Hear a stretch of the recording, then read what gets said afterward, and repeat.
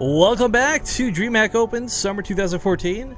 This is one of the last games in Group Stage 1 to play out, guys, and this is a deciding match. If Lillekanin can take this 2-0, he gets out of the group alive. Maybe Bloop turns it around. We'll have to wait and see. Spawning here in the bottom left corner of the map from Darkstar, it's the red Terran player, Bloop. Nepper writes, as the green Terran, it is Lillekanin. Alright, so Lillekanin, again, I don't think we need to stress this too much, but he plays a bit of an oddball game. This is another map where I've seen him proxy starports on. You know, as crazy of a guy as he is he willing to do the same strategy twice? Is kind of the big question in my mind. Yes. You know what he's gonna do is just not proxy the starport. You know what he's gonna do is just play standard. Take, like, defensive stance, 5 bases. What is standard in TvT? Well, I think a lot of me wants to say Marine Tank, but you're kind of right. It's gone so much farther from the macro game to from the 2-hour-long matches that you expect to see. Well, 2 hours, I guess is too long, but from the like hour-long matches you expect to see, and it's kind of become more of the earlier game, the 20-minute games, TvTs that we're seeing, and less of the 5 bases, more of the 2. Yeah. A lot more of the like 10-minute TvTs even. Like that was once upon a time the one where I was like, yeah, there's really not like, you know, like build order counters, but now it's like, no, there definitely are. Well, I kind of miss even something simple like last year's Acer Team Story Cup Season 2. We got to see like Innovation versus Daishi on some of the weird maps, and you would get to see these really awesome TvTs on like Whirlwind that would go on for a while, but lots of back and forth. But while that's, I think, appealing for some, I'm sure it's pretty dull for others. Whatever the case may be, it's really interesting to see how the game's changed with such few changes to it. It's not like Terran players got a whole new unit that changed everybody's lives, but, you know, tweaks here and there, the mech combinations, this and that. Oh, yeah. I mean, the first one was the Banshee, and that's why we sound like the Banshees. Yeah. But we evolved past that without any help. Banshees and, I think with the cloak change and the Spore Crawler change are probably like the two most visible buff/changes we had in StarCraft 2 that really affected gameplay. Oops, that SCV stayed around too long. He thought it was being all cool, being all micro-intensive. I'm gonna kill this other SCV, cause I can. And like a Korean, you Korean APM pro. Someone told me that. They said I was trying too hard like a Korean. Cause you click too fast. I was killing a bunch of shit with my Reaper. Actually, no, this could be kind of cool. Oh, no, he's not going to do it. Never mind. I thought Bloop for a second was going to do like that 2 Marine, 1 SCV poke. But he's just going to keep it defensively. Nah, yeah. Well, he didn't get any scouting information, did he? Yeah, he has no idea what he did, so like doing that without knowing would be... It'd be risky. Yeah, you don't really do it blind, but there's instances where that can snowball the game so quickly. it's actually kind of ridiculous, but with 3 Marines up to home, this is a weird place to put them. Because the Hellions, like, if they come out, they get, like, even if you spread these Marines out perfectly, the Hellions could just wrap around from the side and get that one sick blast off as they line up, but he backs them up. The Widowmine is what I find really interesting, though. Widowmine drops in TvT. I mean, we're talking about old school builds from once upon a time. It used to be you take 2 Widowmines, you drop 1 in the natural, 1 in the main, you're just trying to bait out scans, right? Like, that was, like, the oldest school of the hot strategies, but this one walking across the map, if you browse this outside the natural, this can be such a nuisance. I can't tell you how many Hellions I've lost to these damn things. Yeah, it's definitely true. I remember Fantasy did this build where he went like a Widowmine. Useless Widowmine's useless. Wow, Widowmines go into a lot of pieces when they die. Holy crap. Yeah, they do. For a but I think he went like thing. Reaper harass, like a proxy harass, into like a Widowmine drop into a Banshee, and he just like he did so much damage, but didn't quite kill the SCVs until the Banshee came out, and then it was like a buffet of really weak SCVs. It was really cool, but also really micro-intensive. I never tried to do it. Well, the one Widowmine coming across the map. This will sadly not one-shot the Banshee, but I like this secondary Widowmine placement here at a Bloop. One won't kill the medevac, but the Marine just might. Yeah, it will. Unless he goes around it entirely. He might have seen it. The thing about putting the Marine right there is you're like, you know, you look at it and you can actually see the Widowmine. Well, you can see the Widowmine burrowed, granted, but also there's like that fraction of a second where you barely get in range, you can leave. Yeah. Decent shot goes off. He gets a couple kills here. 5 workers to start, not too bad. Commands. Oh, spotty but not cancelled. Ooh, that's awkward. He's actually going to supply block his opponent here in a second if he doesn't respond. Bloop now rushing back for the defense, but Quite frankly, Marines versus Marines with a medevac, the Marines with a medevac tend to have a much better chance at survival there. Let's not forget the Woodmine's going to rearm soon, too. Oh. Oh, you need to remember that's there. Okay, so that stung a little bit, but it gets out of there. This Woodmine gets one more shot off, kills a Marine. All in all, not too bad for Lillekanin on the drop. I mean, he's also, look at the mining. That's not happening right now. Bloop has no income. Put your SCVs back to work! Please? Are you... Bloop! Bloop! There we go, okay. I figured if I zoomed in hard enough, something would happen. And it did, so you can never prove me wrong. I mean, cause and effect. I could never prove you wrong. I am effectively playing this game. No. Well, actually, if I was, this is probably how my game would look too against the Lillekanin. But, tank up at home for the defense. I actually like where he's placed this, not near the ramp, but rather in the middle of the base, just in case he needs to siege it. But, I mean, it's a weird situation to be in, because you know your opponent could potentially drop you. There's always that... It's always in TvT. That's the biggest thing in your mind, the biggest paranoia. But of course, the front of the base is be the most typical place to march forward, get some Hellions in there. So siege is up. He's got the defense. Raven doesn't have a lot of energy in it right now, and I think one of the most important things too for Lillekanin was keep this medevac alive. Not so much because of the precious cargo, but this is something that's really expensive that you don't want to have to replace. Lillekanin has about 6 SCV lead, but of course also that would command center lead's gonna really help out, although it's not on the low ground quite yet. Bloop gonna have stim at a much earlier time than last time. Might actually be able to do something with it, although that is doubtful. Like Marines with stim really can't break a 2-base mech player. You need the Marauders. Well, the problem with mech though is like you do end up having the situations where like doom drops tend to end the game more often than not. A lot less to do with siege tanks and Marines being the great defensive position, but more like, oops, I dropped to the bottom right corner of your base, or you weren't ready for it. Guess what? Now you're dead. I guess we still have the question of if Lillekanin is actually going to go for mech. I just assumed because he's been showing that in all of his games that we've casted, in all of the matches. I've seen him play both styles of the game, but mech definitely seems to be his preference.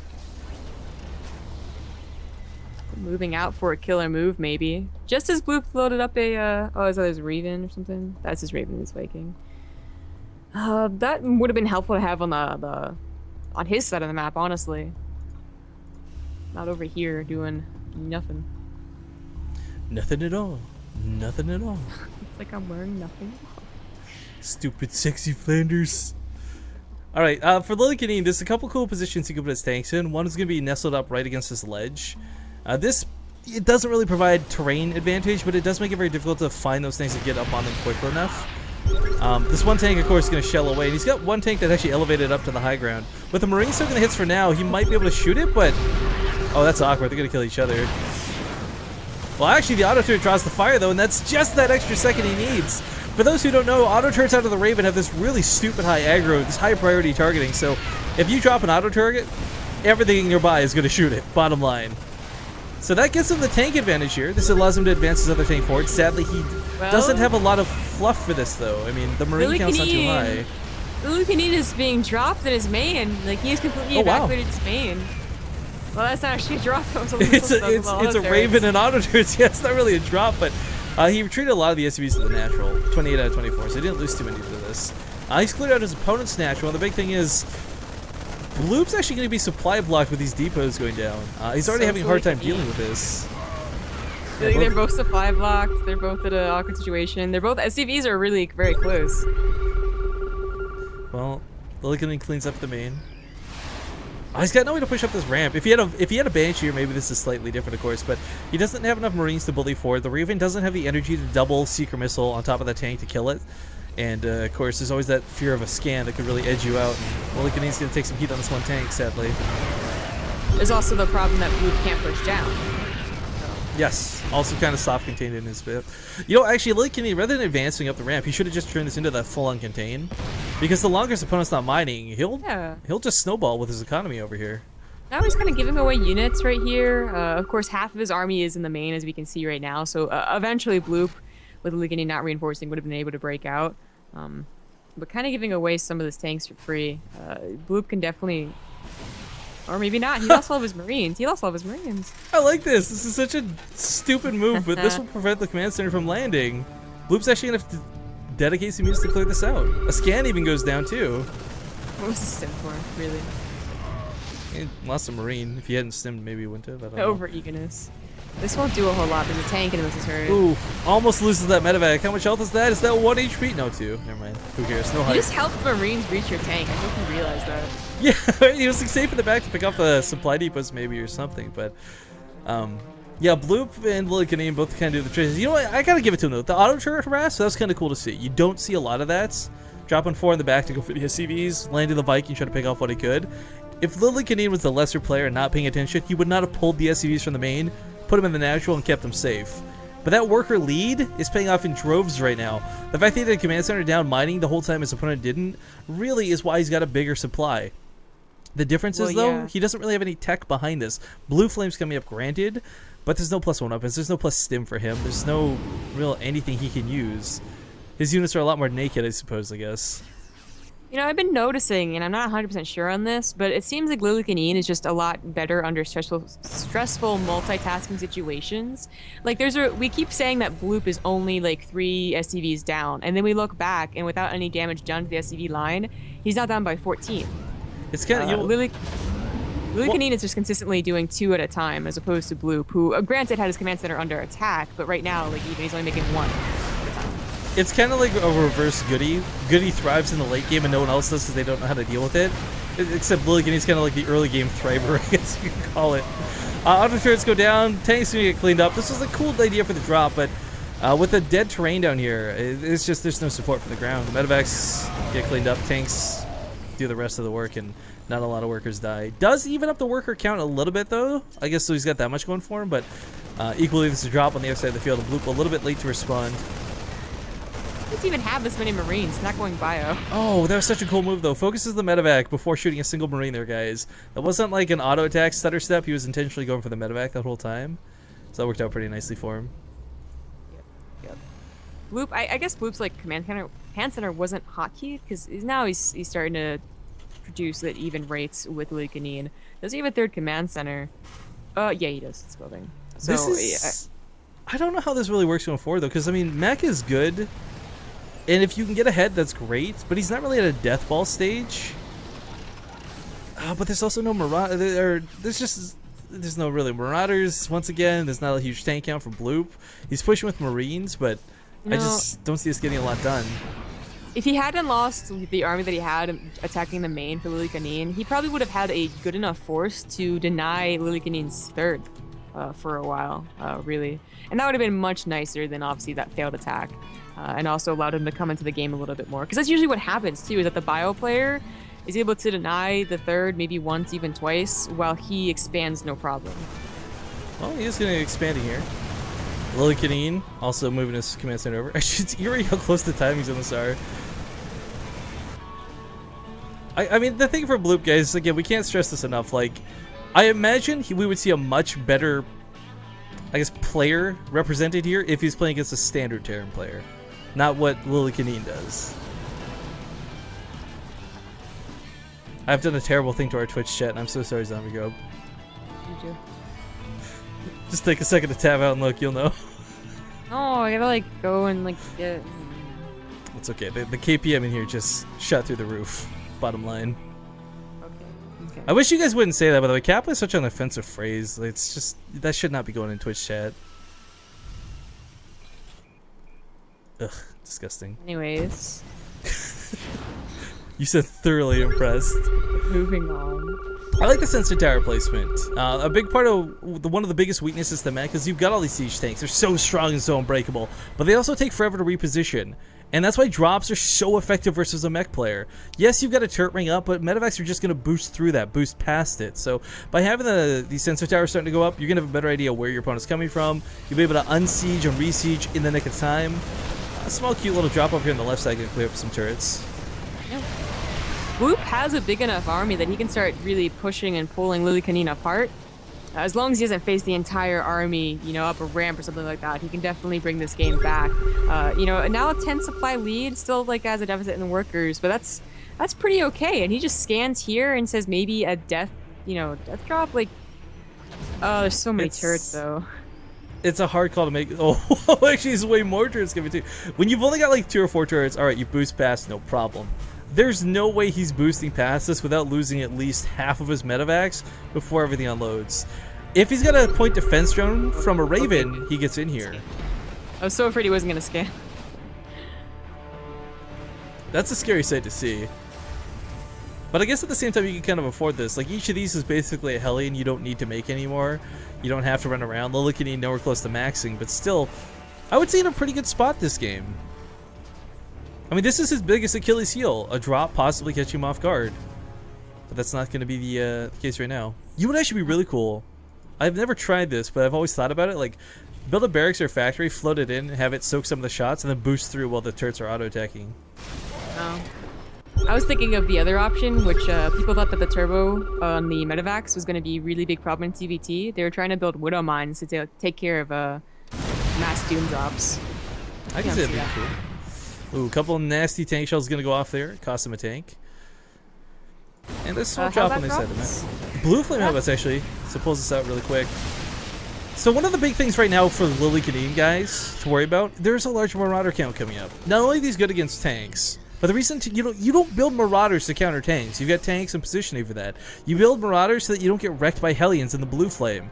You know, being armored units, you don't take that bonus damage. You can actually survive the shot or two. And of course, Concussive Shell is going to really help against an oncoming, very slow-moving Hellbat army already. So Bloop's army is looking pretty good. I wish he had more upgrades. Would put him in a better spot. But his 2-2's wrapping up right about now. Start 3-3 as soon as he can. This is going to come so very much down to positioning, guys. More so than anything else. And it's worth noting too, Bloop's going to have a bigger army supply here because Lillekanin's got way more SCVs. Oh, Corvid reactors though in the background of this, so we're going to start seeing Ravens come out of Lillekanin. Ravens in TVZ for mech versus anything we've seen be absolutely nasty. If you guys haven't seen it in TvT, it can be equally bad, equally awful to deal with. His army keeps coming back for his 2 Hellbats. It's not that he's gonna break up the ramp anytime soon, but it's the posturing. It's making Lillekanin nervous and making him not take a 4th very fast, where of course Bloop can freely take a 4th and even a 5th. At this time though, 25 minutes in, you haven't really done a lot of damage. There's not really been a lot of trading. You gotta start worrying about what the mech player is transitioning into and whether or not you should be worrying about, you know, your own Thors or your own Vikings. Hashtag Roddy Macro. Oh, dropping the main as well. But there's nothing to really pick off of the main. Everything here's pretty much exhausted. Natural base might get a couple good kills. Marines are heroes. I like this too. Like, Bloop's making a lot of really smart decisions. Rather than just like moving in and panicking to deal with these drops, every time he precisely goes for the medevac. It cuts out retreat and stops any healing. Did he not clean up those Hellbats? They're still on the mineral line. Taking down a few more workers. I think like 6, 7 more. Oh, he doesn't have concussor shells. Ooh. Oh, you know, that is so helpful. Like, that seems like not important. It is a really big deal versus Hellbats. But he's sending it from 2 different angles. Point defense drone is going to go down, though, to nullify the Marauder damage. The tanks are not sieging up, though. But Lillekanin is going to find himself overwhelmed and swamped. Now, he's trying to get battlecruisers out behind this, but it's one of those things where there's no anti-air really left. A couple Marines still shelling away. But this has just gotten to a really bad place really quickly for Lillekanin. I mean, he's just... Look at him contemplating with his pants down. Well, so much of his army was over here defending. I mean, look how many tanks that could have been in that engagement. If those tanks were in that engagement, I think Bloop actually takes a very bad one. The Vikings still clean up all the medevacs, so the pushing power, it's not there. You're not going to push in with this, you know, Skittle army. Like, oranges and red, that's it. Well, the tanks are positioned pretty nicely for Bloop to deny that base, but it's not really about denying bases at this point. That was kind of his window to continue pushing and try and bully the fact that Lillekanin didn't have a lot. That mech has a really slow reproduction rate, but as we see the tank counts back up, these Marauders are way too low. Some of these can't even afford to stim. Yeah, no, Bloop, don't go in. You need to heal your units. Pull back. You need medevacs. He's also worried about this air transition, so you can see that he started getting his own Vikings, but he didn't kill enough, you know, he didn't wipe out the Viking count completely for Lillekanin, and of course the Raven did that as well. Going into the west side is a pretty good idea. Of course, it's a sensor tower, but with so few units for Lillekanin, you know, covering both sides, even if you see it coming, might be too difficult. Scumbag Planetary Fortress, where's your high-sec auto-tracking? It's in the mail. It's the useless Igby cannon. Oh, the SUVs will kill it. Okay, there you go. Wow. I was gonna say, like, that thing's so close to dead. We got scans going off like crazy for both players, just trying to spot around the map and look for positions to go for fights, to find the army, to know where you need to siege from. I mean, it's at that point in the game, too. You're going to start having a lot of extra scans available. You don't need to drop mules as heavily. Both players... Well, actually, I was going to say both players maxing up, but Lillekanin's still going for that air tech, so it's a bit slower, but going to be a little more efficient moving forward. Lots and lots of Ravens can be the most dangerous thing to deal with as a Terran player. I'm going to wait and see how effective these Ravens can really be. Of course, mass seeker missiles could absolutely wreck if he's not paying attention. Maybe that's what's going to happen here. Oh, not seeker missiles, but point defense drones. Okay, a couple seekers starting to go off, but the Marauders spreading out here pretty nicely. The tanks are too far back, though, and they don't cover, so the Hellbats actually help clean this up. And the Medevacs finally get a chance to heal these damn units. But a counterattack on the other side of the map. 3 Banshees are going to tear down this planetary fortress. Wow, I don't see that every day. Well, it's Lillekanin. Him and Ruff are kind of birds of a feather, I guess. Birds of a Banshee. Yeah, there you go. Banshee of a feather. I don't know how you do that. What would a Banshee of a feather even, like... I don't know. I like that he's kept presence on this side of the field, but there's no way he kills this base. There's too much on the defense for Lillekanin. And a fusion core went down so long ago, I'm just waiting for those battlecruisers to come out, because there's been no anti-air for Bloop for so long. No, Bloop got the fusion core, I thought. Oh, did he? Maybe I was mistaken then. Yeah, Bloop got the fusion core, and he got it a long time ago, and he's also starting to try and get Ravens and Vikings, but I think it's very clear he's not going to win that war, nor does he have enough economy to do so. If he had probably stuck, well, he hasn't really made that much air. I don't know about this, but he probably would have been better off just sticking with bio and, you know, trying to tear down this size. This is such a ballsy place to put these starports. These are going to be so important to his production. Lillekanin probably not gonna move out for a while, like, you know, wait till maxed. But Bloop, what is he? He's gonna have so many Marauders, the Ravens are gonna go, like, untouched. There's no way he's winning the air war. Well, guys, just while we got a bit of a lull here, if you guys want to follow Lillekanin on Twitter, because you requested I do this and I totally spaced on it, you follow him on Twitter at Lillekanin SC2. There you go. I don't know if Bloop's got a Twitter. If he does, someone wants to let me know, I'll give him a shout out as well. But positionally, this is a bit odd. There's so much ground here that more Banshees might not be a bad investment for Lillekanin. I cast a game a little while ago of Happy versus Koss for like one of the Zotac finals guys that came down to Battlecruiser versus Battlecruiser, Thor versus Battlecruiser, Seeker Missile versus Seeker Missile. I mean, TvT can get out of hand at this point very quickly if one player makes mistakes, because neither of them are at the position where, like, Lillekanin doesn't have enough Seeker Missile energy in the world to stop all these Marauders, right? And the same thing kind of goes for Bloop. He can't really A-move into kill.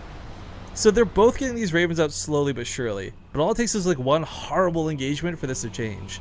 Now for Lillekanin, what he's going to have the advantage of going to the late game here is the potential of Thors. Thors are really cool because if they transform into their non-splash damage mode, they don't have projectile damage. So they can actually shoot through the point defense drones. Did not know that. Wow. More I know. You're supposed to be better at StarCraft than me. Oh man. I don't use Ravens. Forget about all that. That planetary fortress went down like nothing at all. So many Marauders here to fire, and of course these siege tanks probably gonna die to Seeker missiles. I try and pick him up with the medevacs maybe if he's feeling ballsy, but is that gonna be triple kill? No, okay, just 2. Double kill. I feel like that should have been a triple kill. I feel robbed. Yeah, like that tank. Where did you get that 15 extra health, bro?